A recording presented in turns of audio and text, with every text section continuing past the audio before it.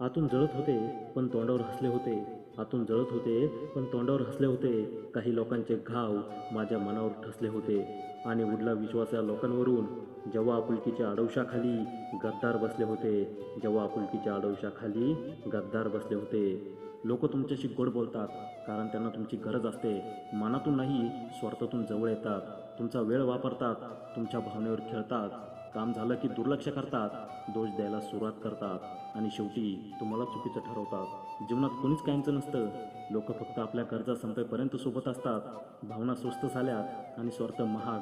जगात नाती नाही तर गरजा असतात आणि यालाच म्हणतात नात्याचा बाजार. आजकाल माझे नातेसंबंध कमी झालेत कारण मी खऱ्याला खरं आणि खोट्याला खोटं बोलायला चालू केलंय. आयुष्यात एक गोष्ट लक्षात ठेवा, स्वतःचा खरेपणा सिद्ध करायचा नसतो. शंका घेणारा एक एक माणूस शांतपणे आयुष्यातून कमी करायचा असतो.